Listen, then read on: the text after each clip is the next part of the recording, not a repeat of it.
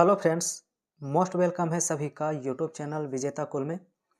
तो साथियों, आप सभी के इस वीडियो में हम हिंदी लैंग्वेज का टोटल 35 क्वेश्चन डिस्कस करने वाले हैं और ये सेट रुक्मिनी का हम डिस्कस कर रहे हैं जो बिल्कुल अपडेटेड है और इस सेट से बिल्कुल एग्जाम में क्वेश्चन बनेगा आएगा।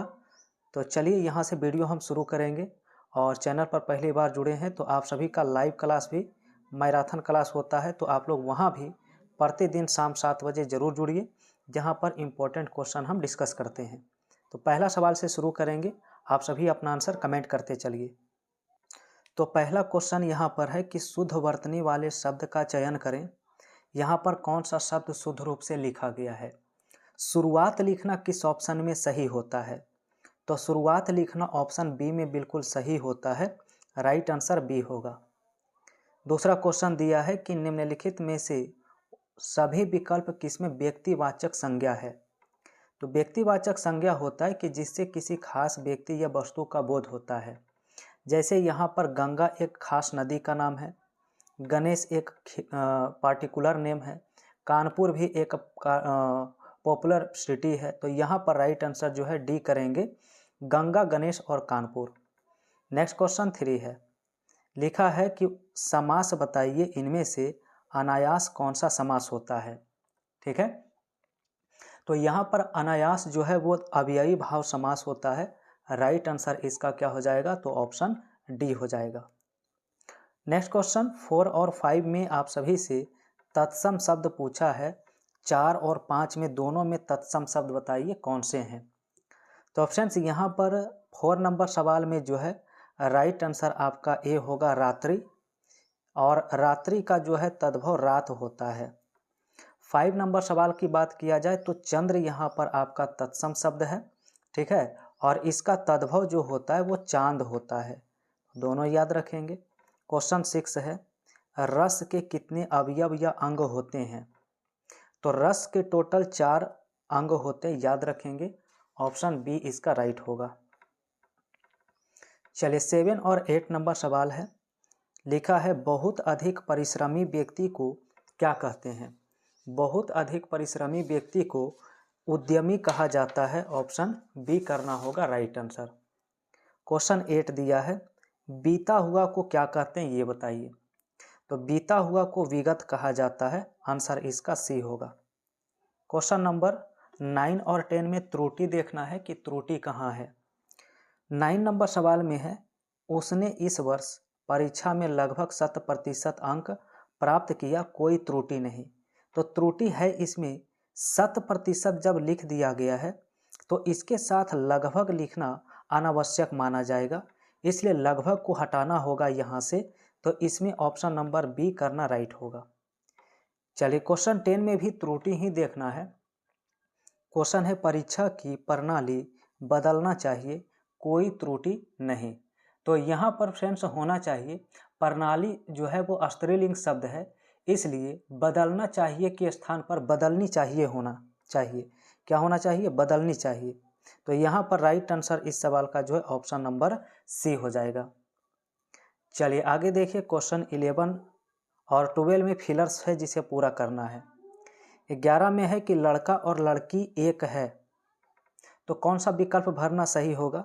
तो होगा ऑप्शन ए कि लड़का और लड़की एक समान है।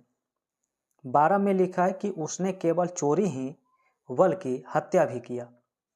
तो 12 नंबर सवाल का राइट आंसर डी करना होगा, उसने चोरी ही नहीं बल्कि हत्या भी की थी। 13 लिखा है, वाचाल का विलोम शब्द बताइए क्या होता है। तो वाचाल का मतलब है बहुत ज़्यादा बोलने वाला, और इसका राइट आंसर ए करना होगा, मितभाषी, यानी कि जो कम बोलता हो। क्वेश्चन नंबर 14 है, लिखा है शेर शब्द का पर्यायवाची शब्द निम्न में से क्या होता है। तो शेर का जो पर्यायवाची होता है वो मृगेंद्र होता है, आंसर इसका डी होगा। चलिए अब यहाँ पर आगे सवाल दिया है, बताना है संधि के प्रकार। जैसे 15 में बहिष्कार में कौन सी संधि है, यहाँ पर पूछा गया है। बहिष्कार की अगर विग्रह किया जाए तो होता है बहि जोड़ कार, यानी यहाँ पर ये विसर्ग संधि में आते हैं, आंसर इसका डी करना होगा, विसर्ग संधि। तो क्वेश्चन नंबर 16 है, लिखा है राजर्षि में कौन सी संधि है। राजर्षि यहाँ पर इसका विग्रह किया जाए तो होता है राज जोड़ ऋषि होता है। क्या होता है? तो राज जोड़ ऋषि होता है। और ये आपका संधि जो होता है वो गुण संधि होता है। ऑप्शन सी करना होगा।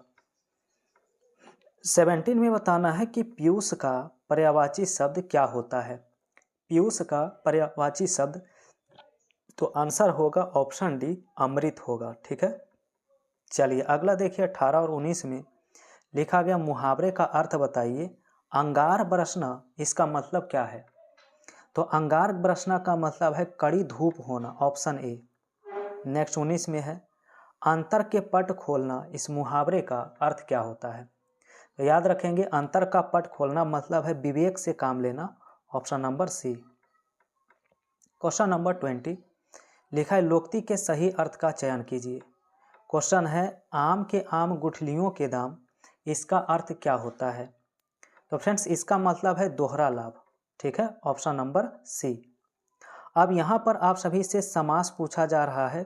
समास छाटिए, प्रतिदिन में कौन सा समास होता है? तो प्रतिदिन में जो होता है प्रति प्रथम पद वो अवयव होता है, और अवयव होता है तो इसे अव्ययी भाव समास कहेंगे। ऑप्शन इसका सी राइट होगा।